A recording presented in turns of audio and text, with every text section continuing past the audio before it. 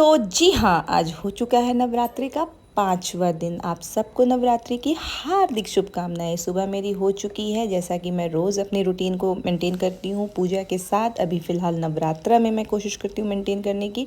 तो मैं नहा धो करके आ गई थी अपने घर के मंदिर में यहाँ पूजा करने, और मेरे साथ आप देख रहे हैं कि मेरा बेटा भी है। सो हेलो फैमिली, सलाम नमस्ते। कैसे हैं आप लोग? आई होप आप सब अच्छे होंगे, खुश होंगे, हेल्दी होंगे। हो गया है एक नया दिन, एक नई शुरुआत मेरे एक नए ब्लॉग के साथ। कल थोड़ी सी मैं इमोशनल हो गई थी, थोड़ी सी नहीं, एक्चुअली बहुत इमोशनल हो गई थी। और आज मेरी सुबह हो चुकी है काफ़ी जल्दी, पूजा भी हो गई है, और अब मैं आ गई हूँ सीधा सीधा किचन में, क्योंकि आहान के लिए रेडी करना है मुझे ब्रेकफास्ट। मैं सोच रही हूँ उसे ओट्स की खीर ही दूँ बना करके आज, और दूध बॉईल है नहीं तो मैंने अभी दूध रखा है बॉईल होने के लिए। खीर जल्दी बन जाएगी, इसलिए मैं चाह रही हूँ कि उसे वही दूँ, क्योंकि वो सोएगा फिर। साथ ही साथ मैं उसके लिए अनार निकाल दे रही हूँ ताकि उसका जूस बना के रख दूँ। ब्रेकफास्ट करके उसे तुरंत जूस चाहिए होती है। उधर ज़ुकाम की वजह से मैं उसको नहीं दे रही थी, और अब अहान का ज़ुकाम ठीक हो चुका है, और अब उसकी ज़ुकाम मुझे फील हो रही है। आई डोंट नो उसका है या वेदर का है, तो ज़ुकाम हो रही है मुझे, ये फील मुझे अंदर से आ रही है। होता है वायरल, क्या है ना, थोड़ा वेदर चेंज होता है तो हम सबके साथ ही थोड़ा सा अप्स डाउन हेल्थ को लेकर के होता है, भी है, कुछ नया नहीं है इसमें। हाँ, अभी बाहर खेल रहा है, तो जब तक वो खेल रहा है मेरे पास जो भी टाइम है, मैं उस टाइम में उसके लिए ब्रेकफास्ट बना लूँ।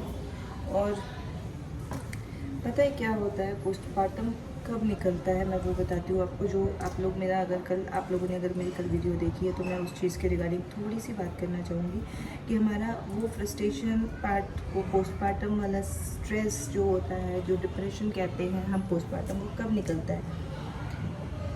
जब आपको आपके लिए ना पूरे दिन में 1 मिनट भी ना मिले। मीन्स सुबह से आप लेके घूम रहे हो और मतलब रिस्पॉन्सिबिलिटी अपनी ले रहे हो, अच्छी तरीके से सारी चीज़ें कर रहे हो, और आपको अपने लिए 5 मिनट सुकून से नहीं मिल रहा है कि आप एक कप कॉफ़ी भी पी पाओ, तो क्या होता है ना, वो बर्स्ट आउट हो जाता है।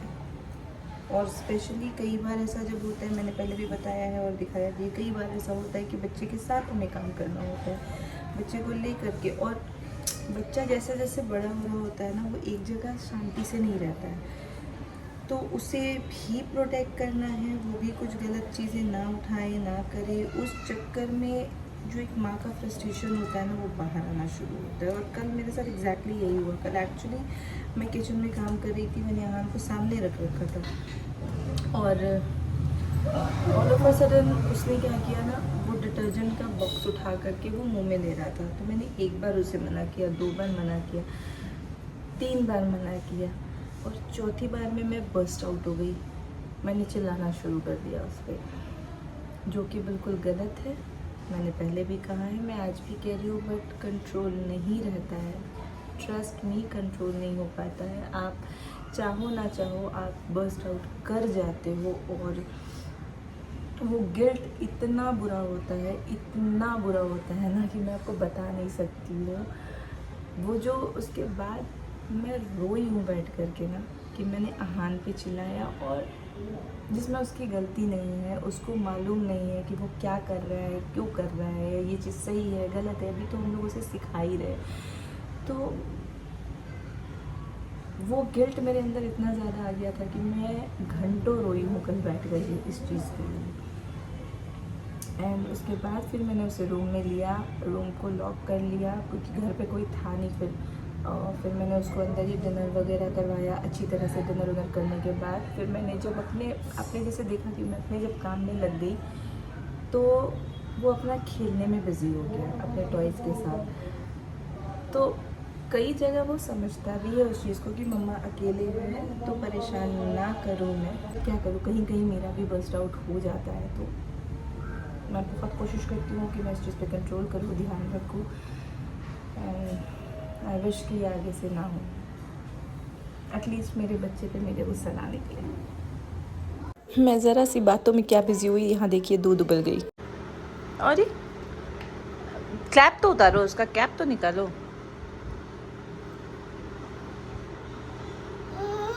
निकालो, ताकत लगाओ।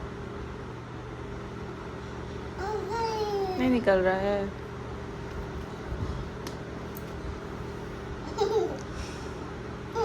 ओह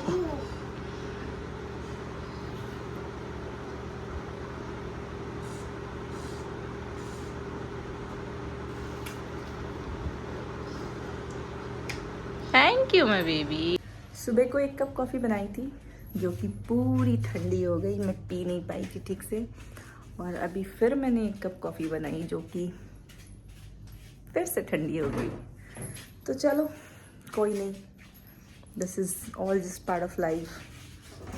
और ये मेरे पीछे पीछे घूम रहा है ये बच्चा, ये बदमाश बच्चा, ये शरारती बच्चा जो है।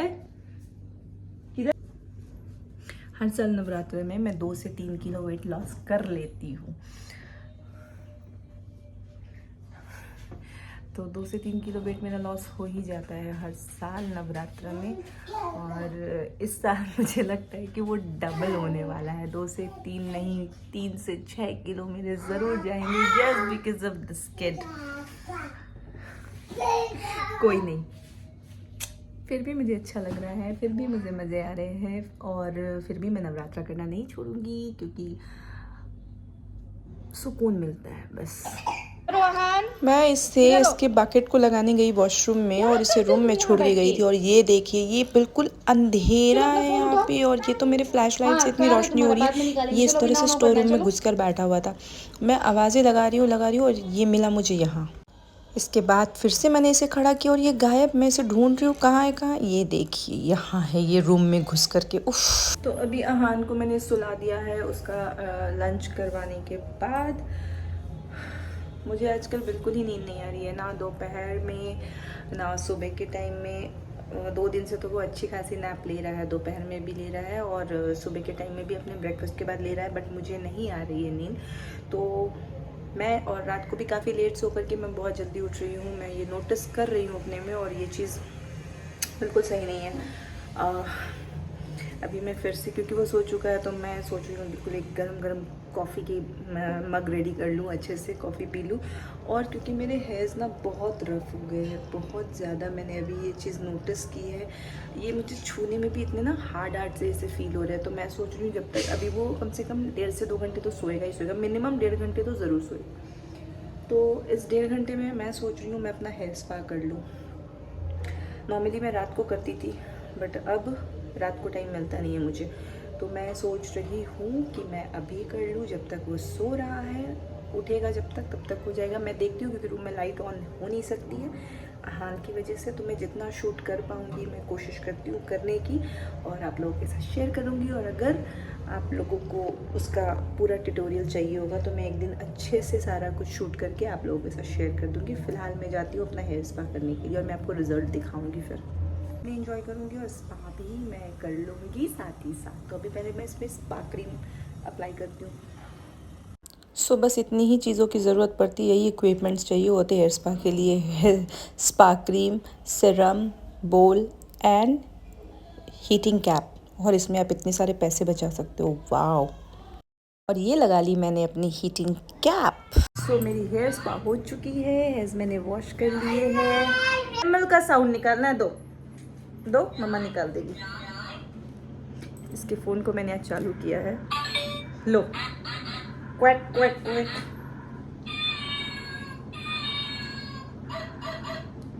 बू बू बू। सो ये अपने टॉय के साथ, ये मंगाया था मैंने बहुत पहले मंगवाया था। खेल करके इसकी बैटरी निकाल के फेंक दी थी इसने। इसमें मैंने बैटरी लगा दी है। तुम करो, होगा, बजेगा। लगाइए ताकि ये थोड़ा अपना माइंड डाइवर्टेड रखे। इसको मैं अपने साथ चाहिए तो मैंने ऐसा, मैं आपको बता रही थी, मैंने हेयर वॉश कर लिया है। अब मैं इसको ऐसे नॉर्मली फ़ैन के नीचे ड्राई करूँगी। कोम करूँगी एंड देन फिर मैं आपसे आपको दिखाऊँगी, थोड़ा मैं फ्री हो जाऊँ इससे। ये देखिए कितना अमेजिंग रिज़ल्ट आया है ना, इतने सॉफ्ट लग रहे हैं ना मुझे मेरे हेयर्स को टच करने में, जो थोड़ी देर पहले इतने रफ थे, इतने क्विक से ट्रीटमेंट से देखिए कितना सॉफ्टनेस आ गया है, और वो भी इतने कम पैसे में।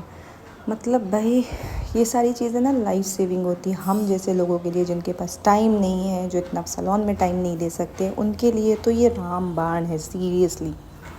सो हो चुका है मेरा हेयर स्पा, जैसा कि आप देख सक रहे हैं कि एक बार में ही इतना स्मूथ हो चुका है।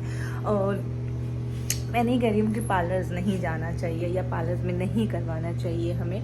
मैंने भी बहुत बार करवाया है पार्लर में, पहले मुझे भी बड़ा क्रेज़ था और मुझे लगता था कि स्पा सिर्फ पार्लर में ही हो सकता है, बट ये इतना सिंपल प्रोसीजर है। आई मीन जो अफोर्ड कर सकते हैं, जो जा सकते हैं, जिनके पास टाइम है, वो बिल्कुल शौक से जाए, क्योंकि भाई पार्लर वालों की भी रोज़ी रोटी होती है, तो मैं यहाँ किसी के लिए नेगेटिव नहीं बोल रही हूँ। बट हाँ, जिनके पास टाइम की कमी है या जो इतना ज़्यादा अफोर्ड नहीं कर सकते हैं, पॉकेट फ्रेंडली उन्हें नहीं लगता है, तो वो ये बहुत ही सिंपल प्रोसीजर के साथ और बहुत ही अफोर्डेबल प्राइस में, मतलब आप जितना पैसा आप एक बार हेयर स्पा में देते हो ना, एक बार, उससे मुझे लगता है उससे भी हाफ प्राइस में, हाफ प्राइस ही रखो, उससे भी हाफ प्राइस में आपका ये स्पा जो मैं कर रही हूँ, हेयर स्पा, ये मल्टीपल टाइम्स आप कर सकते हो।